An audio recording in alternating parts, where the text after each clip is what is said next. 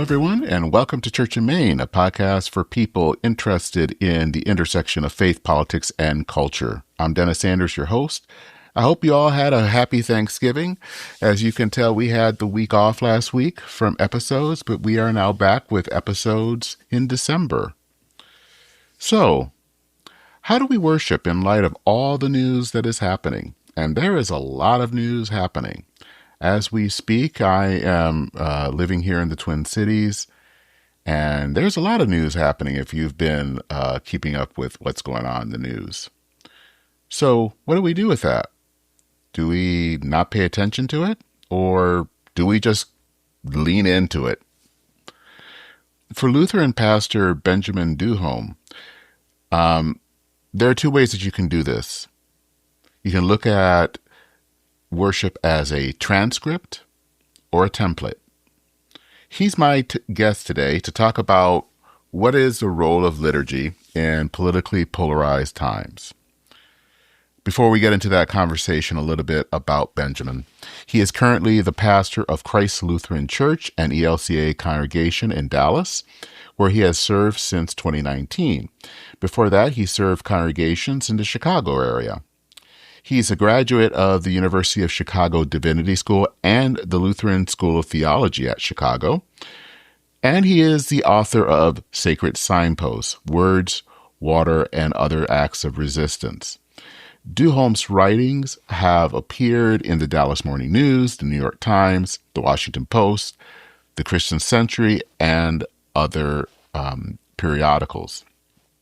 He and his wife, Carrie, have 3 children and have been foster parents to 8 more. So, here is my conversation with Benjamin Duholm.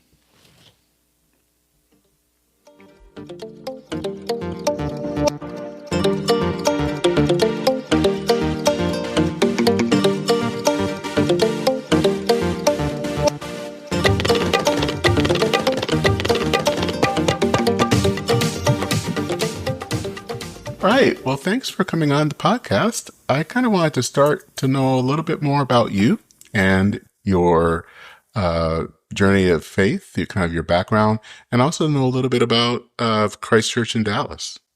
Well, thank you for having me. It's great to be here, and I'm always happy to talk about my church. And as a pastor, we end up talking about our own faith journeys too, of course. Mm-hmm. I didn't grow up going to church. I was baptized in a Lutheran church in a then fairly small town in western Wisconsin when I was 8 or 9 years old.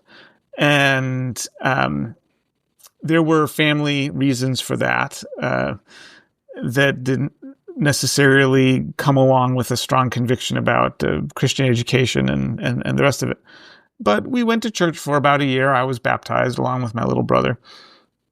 And then we kind of slipped out the side door of that congregation and explored Unitarianism for a little while, and then eventually kind of settled into a routine of just not going to church on Sunday, which was really most of my life. And coming to the church again as a young adult, a lot of it was very new to me. And there were sort of intellectual and social and personal reasons that I was looking for God.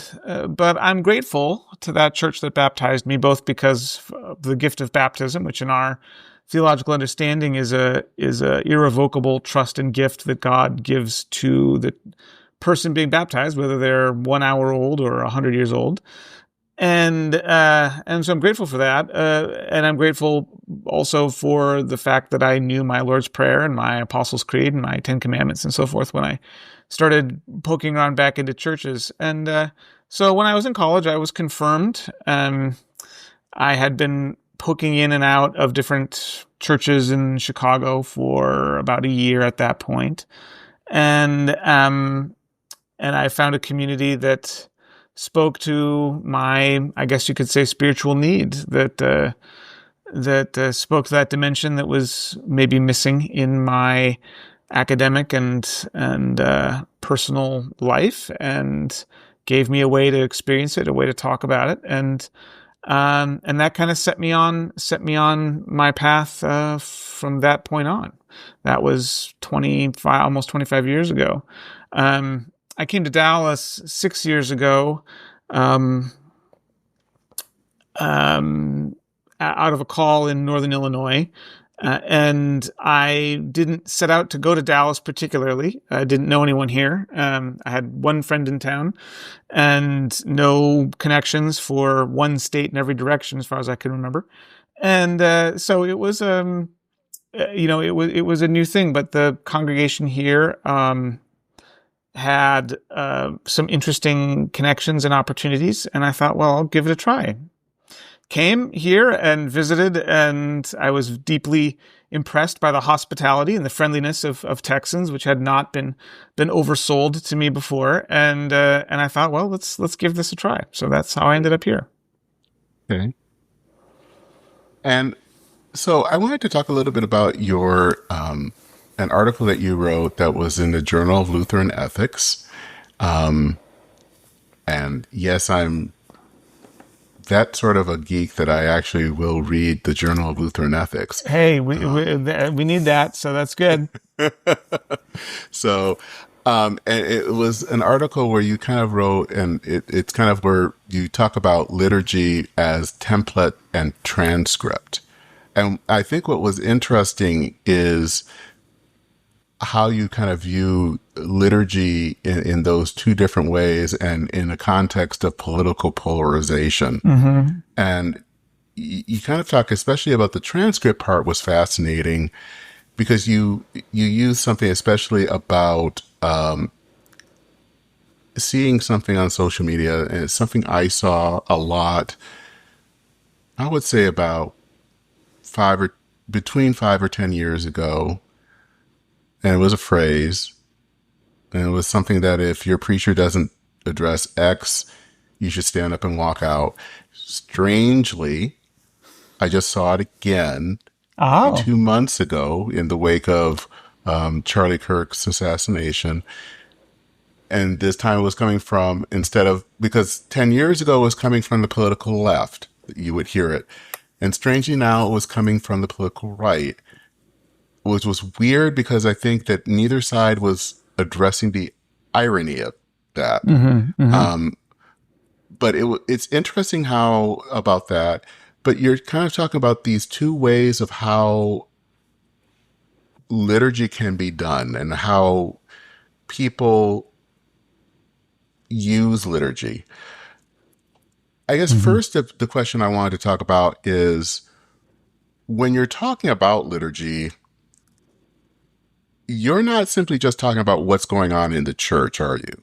I think it sounds like you're talking about a little bit more than just what's happening within the walls of the church, but what's happening outside of what's happening in the church. Yes. I am not a historian of liturgy or a scholar of liturgical theology.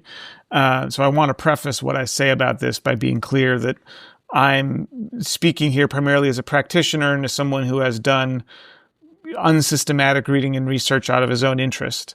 But yes, I take as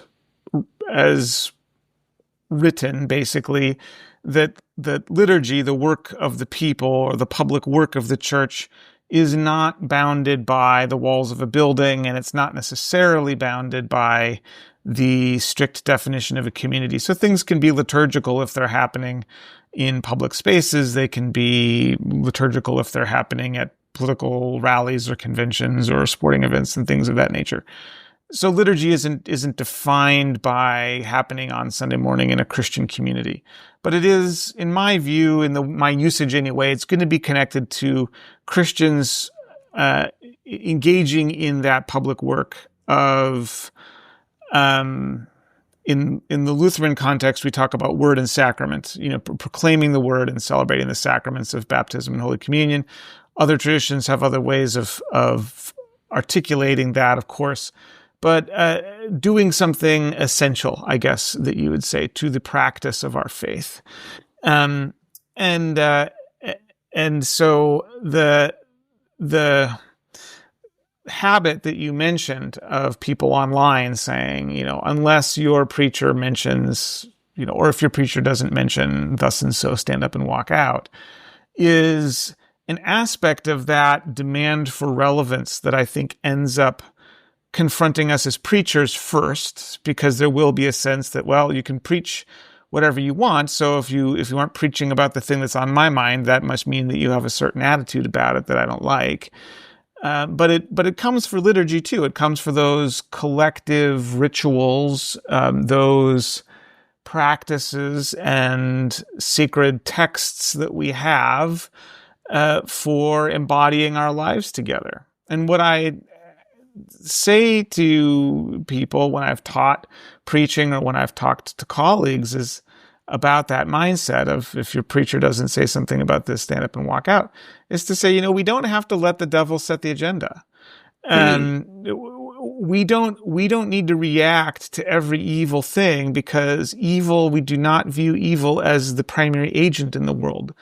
God is the primary agent in the world, and exegeting God's work is of the first importance. Now, that doesn't mean that you should simply ignore things or pretend that they aren't happening, because that can be a bad attitude as well. But the idea that every instance of human wickedness that rises to a sufficient level of visibility needs to be addressed by every preacher in the land is something that I've always tried to resist, frankly, because then all you're doing is talking about evil. All you're doing is talking about man's inhumanity to man or whatever. And that's not our job. Mm-hmm. Yeah, I actually kind of related to that was something that I did not, in light of the kind of recent news, talk about either of that event of Charlie Kirk's event. And there was a time when I felt like I had to always relate to every news event. And I have kind of said, we're not ecclesiastical version of CNN. We don't, I was trained as a journalist, but, being a pastor and being a journalist are two different jobs. And one is a calling. They're very different approaches. And I think leave the news gathering to the journalist.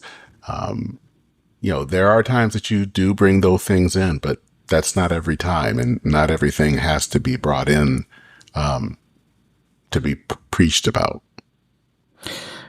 Yes, and I mean, I certainly agree. I know that we have colleagues who would make the opposite case, and I respect that. But I do think that communication within the church works on people on multiple levels.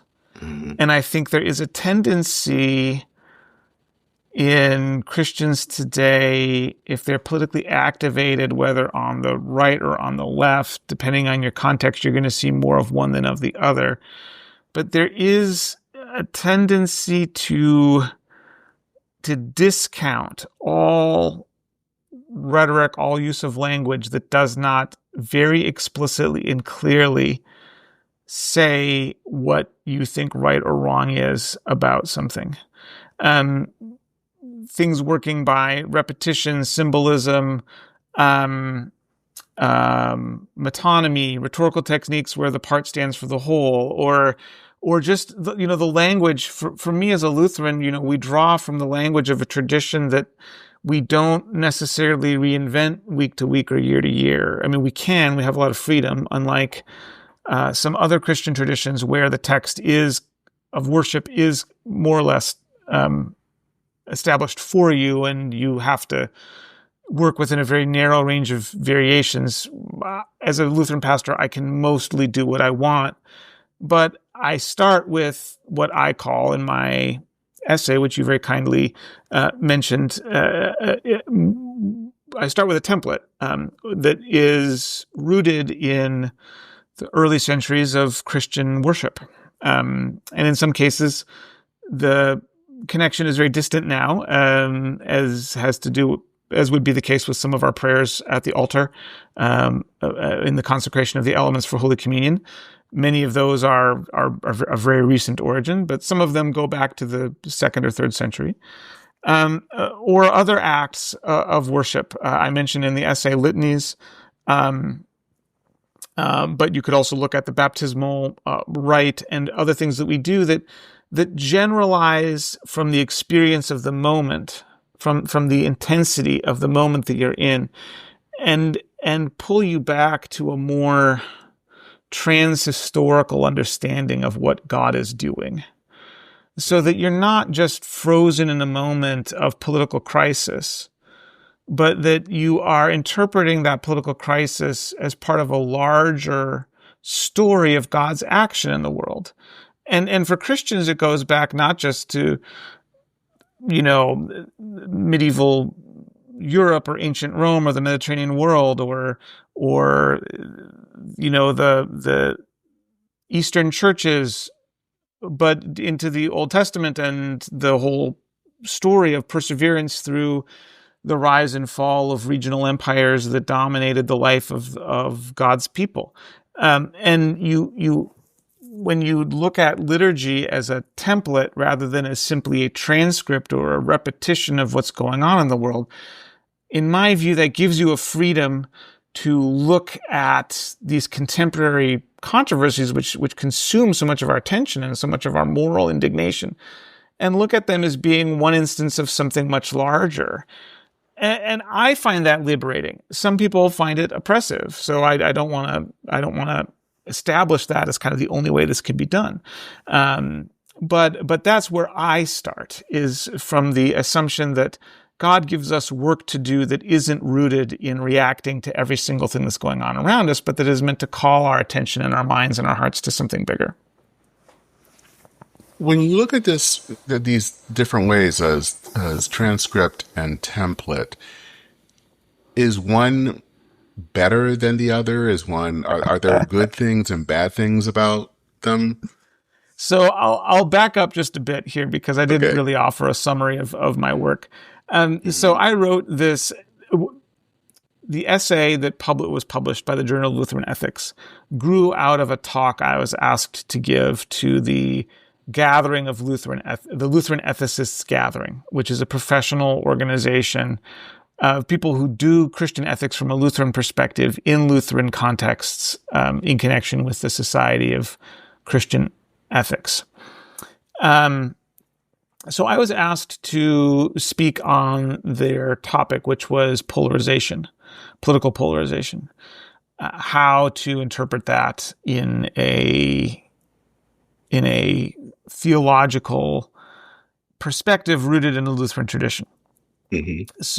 So I, as a liturgical practitioner, not as a scholar of Christian ethics, but as somebody who has to navigate this week in, week out for a community with politically mixed views, I wanted to characterize the different ways that Christians have attempted to use worship to address contemporary political controversy. So one is what I called transcript, which is basically where the language of public culture wars, political conflicts, and major issues gets carried over, sometimes word for word or phrase for phrase, but always recognizably into the worship of the church, into the words that we use for prayer, for confession, for speaking to and hearing from God. And transcript, the idea of using liturgy as a transcript or making liturgy into a transcript of political polarization is that it allows you to see pretty quickly where you are. If you're a newcomer to a church and you see certain buzzwords or hear certain phrasings used, what it allows you to do is know right away, oh, this is a church for people who vote the way I vote, or it's not. And that allows a certain amount of self-sorting so that you can, as the online people are used to say, stand up and walk out. It allows you to know, oh, you know what, this is not going to be for me. But on the other hand, it allows the people who are part of that community to really be formed, to get a set of interpretations a rhetorical style book that they can use as Christians in the world to talk about things. And so people find it very powerful, I think, to just wholesale import the conflicts of the world into the worship of the church. And that's what I call the transcript. On the other hand, I talked about the other approach that people can generally take, or do generally take, as being a template, using liturgy, liturgical language and liturgical practices as a template for how we understand public life. And there, the work of the worship is more to help us abstract or help us step out of the immediacy of present day conflicts and see them in a larger light. And I think there are gains and losses to either approach. I think there are good reasons that people do one or the other, but there are also costs that I think people are not always cognizant of paying. And in the context of mainline denominations with generally, let's say, progressive-leaning clergy, the cost that you pay by importing the issue emphases and the very language of sort of secular progressivism is that you will not always be aware of when people are having a very conditioned reaction to those words and those rhetorical choices. A reaction that short circuits their ability to listen to whatever it is that you want them to hear.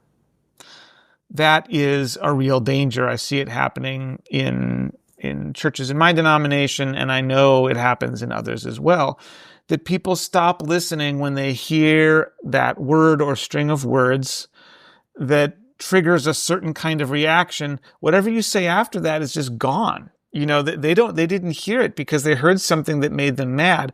And that's when they stopped interacting with what you were trying to say.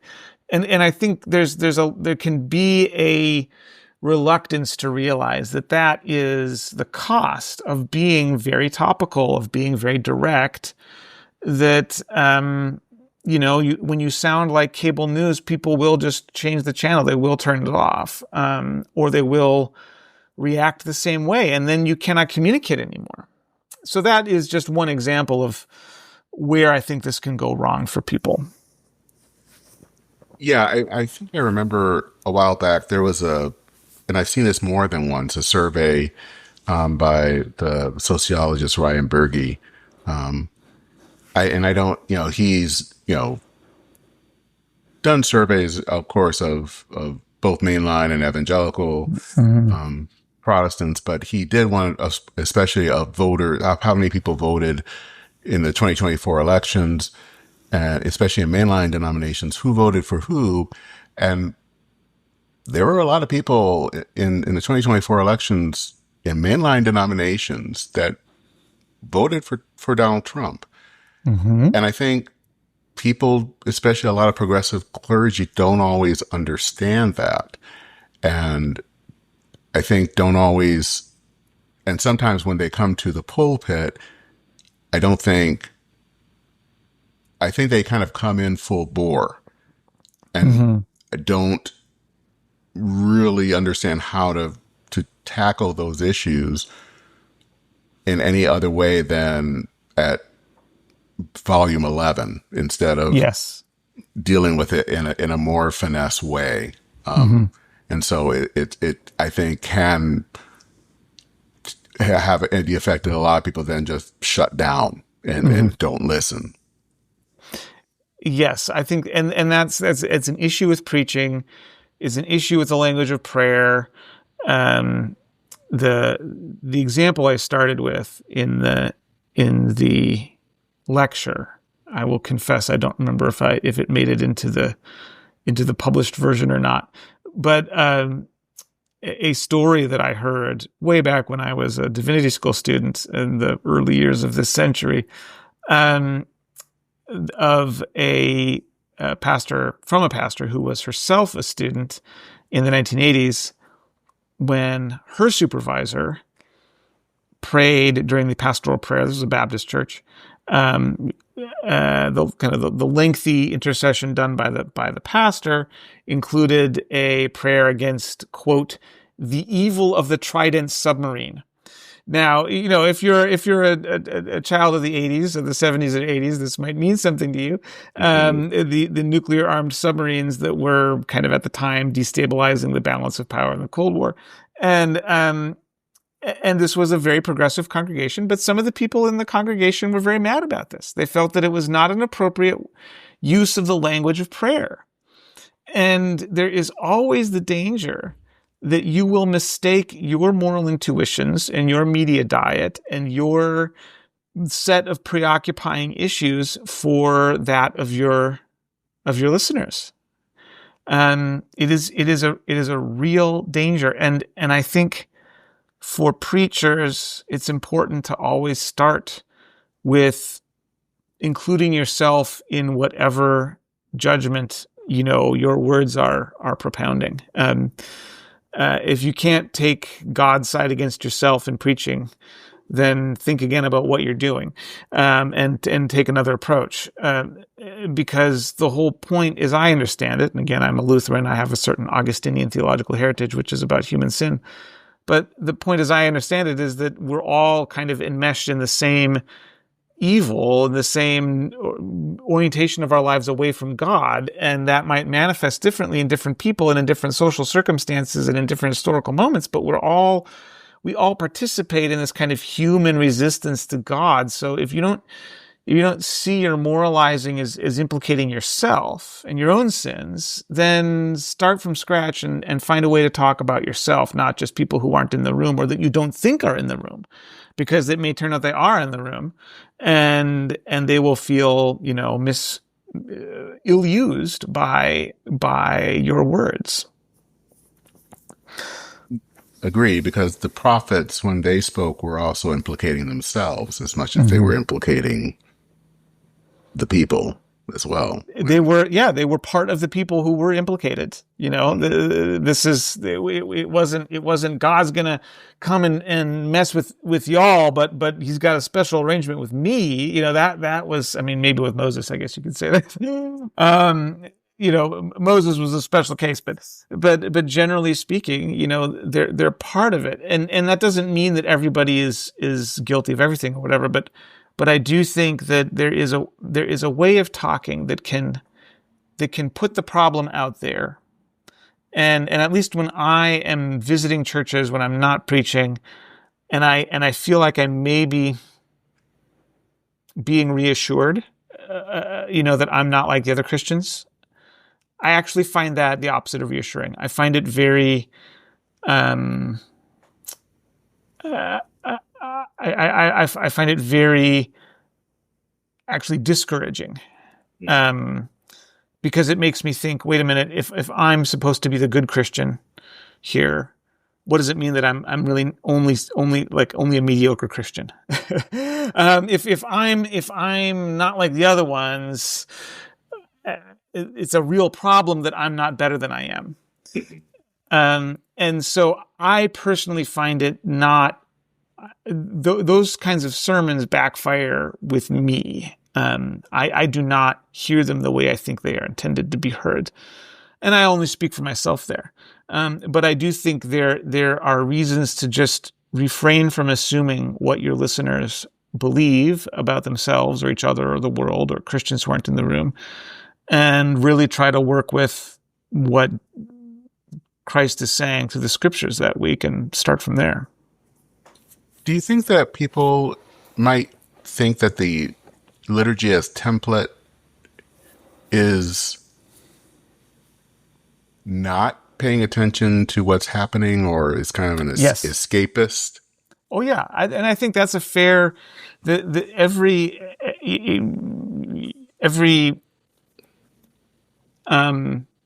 strength of these two types that I identified has a corresponding weakness.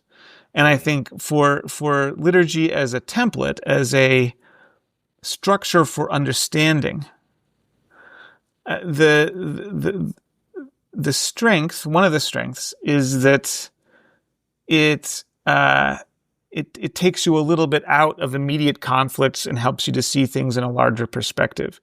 The weakness, the corresponding weakness, is that you end up potentially not having an appropriate word for a situation that requires it, or that requires some kind of moral clarity.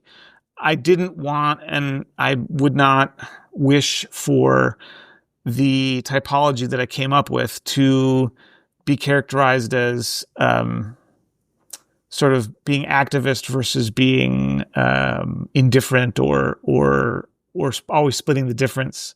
I think there's a way that you can hide in traditional language, that you can avoid naming actual evils, and you can avoid identifying injustice, because you sort of pile it under this language of sin, of whatever it is that I might be drawing from. That is a risk. That is a very real risk. And I think the way out of that for me is to, when a word is needed, to try to do it in preaching. And my feeling, I've never tested this, and this is a sense of mine that's too important to me now to ask if it's actually true. But my attitude is that if the liturgy is fairly by the book, if it's fairly quote unquote traditional for me, from my world, and if it's reliable, if it's not, what's the litany this week? What's the issue going to be? What's the kind of, flavor of the month here? If the liturgy is consistent within certain parameters, people are willing to go to harder places with preaching, because they are not as anxious about, is the Lord's Prayer going to be in the wrong place today? Or is it going to be the wrong words? Or is it going to be a different translation? Or, is there going to be some huge novelty in the intercessions or the Eucharistic prayer at the altar, or whatever it may be? If people aren't worrying about that, if people aren't distracted by the thought of, they released a whole bunch of butterflies instead of doing the prayers, and isn't that kind of ridiculous? If people aren't fixating on those things, they are more willing to hear you if you need to say a harsh word. That's my theory. I've never tested it. I'm so committed to it now, 16 years into this, that there's no going back for me. So I just offer it for consideration, that if you can hold certain things constant and take away that source of anxiety that worshipers have, because it's easy to forget. Church, for pastors, church is the creative high point of our week. This is where we exercise our agency. This is where we get to try out new ideas. For people who are worshiping, by and large, that is not necessarily their motive. They have to spend all week at work, being stretched, being pulled in different ways. And very many of them come to church for something that is comforting and reliable. And you don't want to let that turn into, just pap every week, but taking certain anxieties off the table so that you allow them to sit with other ones is, I think, a valid choice that preachers and liturgical leaders can make. Yeah. And what does it mean, especially when kind of dealing with, especially kind of harder issues, or issues that are, well, let's say culture war issues, and I think you even deal with this in the article. One of the, and it caught news here, and it was actually came from here, was a Lutheran church here in Minnesota that had something called the Sparkle Creed. Yes. And that just kind of blew up everywhere. And some people didn't see it as a big deal. Others saw it as a very big deal. And it was just kind of an interesting thing, and how people were kind of dealing with it all. But it was an interesting thing because it was dealing with liturgy. Mm-hmm. Yep. And so how do you handle something like that? How was it handled? Was it handled well?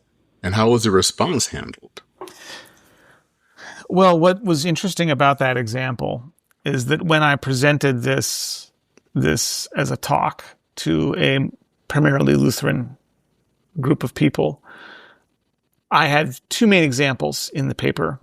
One was the Sparkle Creed, and the other was this kind of Take Back the Border Christian nationalist revival rally that was held on the U.S.-Mexico border in 2024.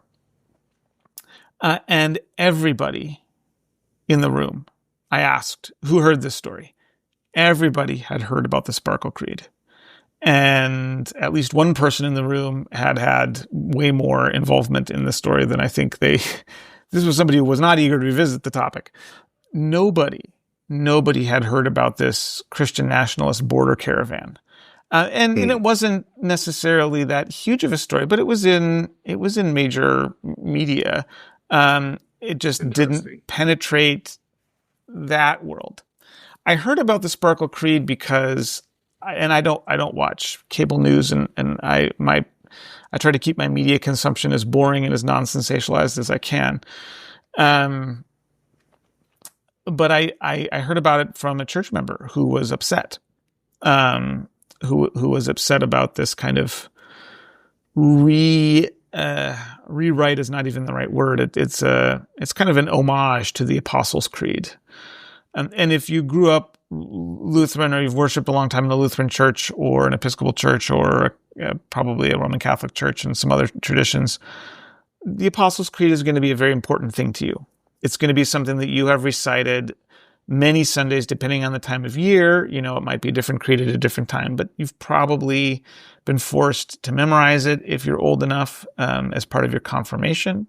It's one of those bits that I carried over from my 1 year in a Missouri Synod Lutheran church when I was a kid, all the way into adulthood. You know, I didn't go to church for years and years, but when I showed back up, and it was, I believe in God, the Father Almighty, creator of heaven, it was all still there for me. So it's this kind of, I don't want to disparage it unnecessarily. It's kind of like a parody of the Apostles' Creed, I guess you could say. I don't think it's meant that way, but it reads that way.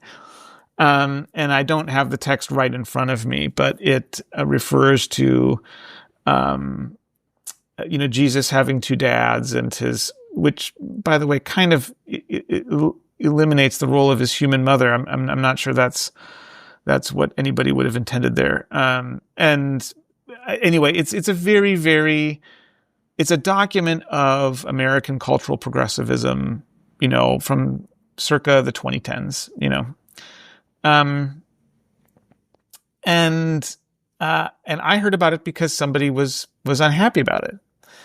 And I responded to this person, and I responded in a way that was appropriate to my own role there. But I wasn't really aware until later that it had become this huge cultural moment, and that there were death threats, that the FBI had been involved because people were threatening this pastor in this church. I really had no idea what a firestorm this was. And obviously that's outrageous. I mean, if people want to do some kind of what you might consider tacky variation on a creed, that's their business. It doesn't hurt you. It doesn't involve you in any way. It's just leave them alone. I really wasn't aware of how completely deranged people's reaction was to this. But after that was all had kind of died down a little bit, and I was looking at it simply as a text, I think it's a good example of letting our own desire for relevance and to speak to current controversies kind of run away with us, and not think through what we're actually doing when we, for example, make a creedal statement that cuts Jesus' human mother out of the story of salvation. Other than that, I mostly felt it was just a little tacky, but that is, it caused a lot of people a lot of fear and a lot of heartache, and I'm genuinely sorry about that. And there's no excuse for any of that, but simply as a liturgical text, I found it very notably wanting.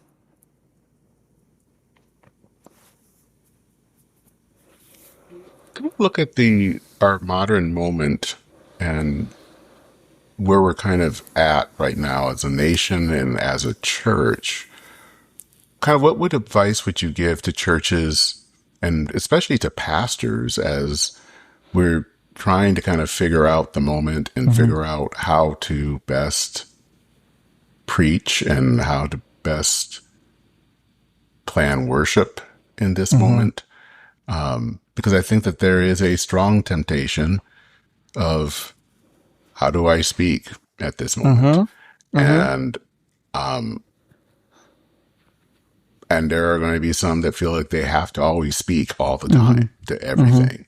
And then there are some that feel like they just can't do that. And so what advice would you give to pastors in how they approach all of this? How much time do you got? That's I was going to say, yeah. And maybe short of probably not watching cable news. Yeah. Well, I do think I think looking to our own information diet and our own habits of media engagement is not a bad place to start. Think about the kinds of communication that actually do edify us, that change our minds, that shape our moral intuitions rather than just getting us riled up or giving us a bouncing ball to chase. Think about what media consumption and media engagement is good for us as moral actors and as Christians, and try to do more of that and less marinating in kind of outrage of the minute type media. I mean, one aspect to this, which I touch on in the essay, but we haven't talked about a whole lot here, is just the role that modern media forms have in amplifying outrage, instantaneously replicating it around the world with unreliable variations, and seeing that as though we are seeing the world unfiltered rather than essentially being manipulated into different kinds of reactions by tech platforms that live on that. So I think in the first instance, yes, actually, look to our own spiritual health in the realm of media engagement.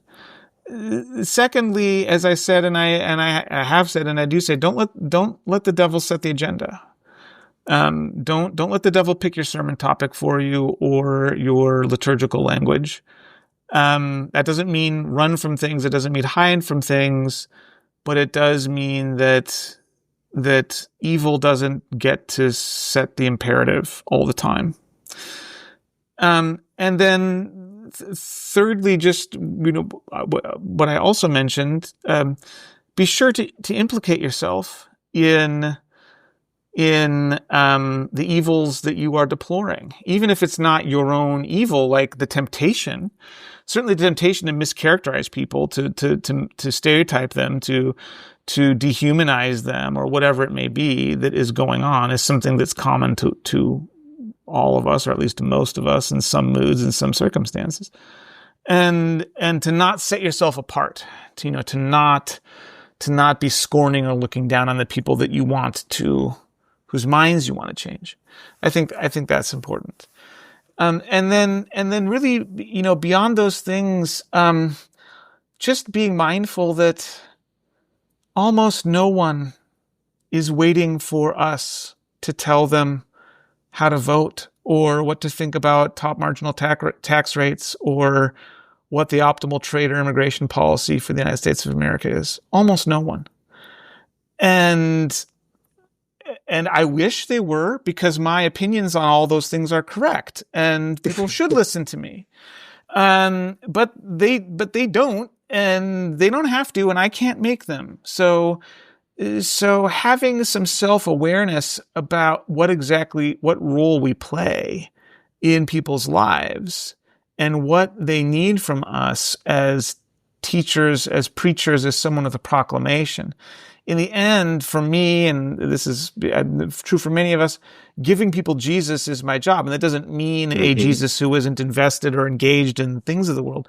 But preaching good news is my job. And if people won't believe that from me, if they don't think they're going to hear that from me, they don't really have any reason to listen to me about immigration policy or top marginal tax rates or anything else, because none of those things are what I am called and commissioned to do.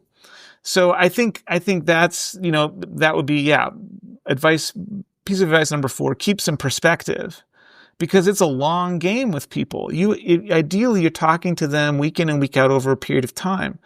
And both you and they are being sanctified by the word of God and the means of grace. And both you and they are in need of being healed and being restored and made holy by the grace of God, which will hopefully allow all of us to be better citizens, better neighbors, to love each other more, to be free from pointless hostilities and prejudices, and take better care toward the earth and toward one another.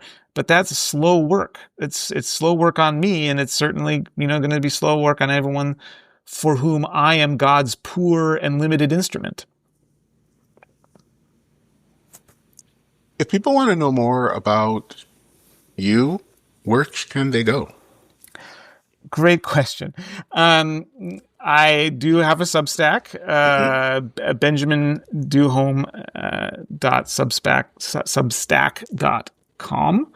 substack.com. It's called the Parish Bulletin, and it is irregularly published because it's not my day job, but I do try to keep up with it. I also I write regularly for the Christian Century, so you can find lots of my writing there. And if you come to clcdallas.org or look up Christ Lutheran Church Dallas on YouTube, you can find out more than you ever would want to know about my preaching. You want to see how I've handled some of these things. There are plenty of examples, good and bad, right there on that YouTube page. Okay. Well, Ben, thank you so much for this. This was a really good conversation. I think it'll be helpful for a lot of pastors and lay leaders as we're all trying to figure out how best to lead our congregations in this time. Thank you, Dennis. I really appreciate it. It's great talking to you. All right.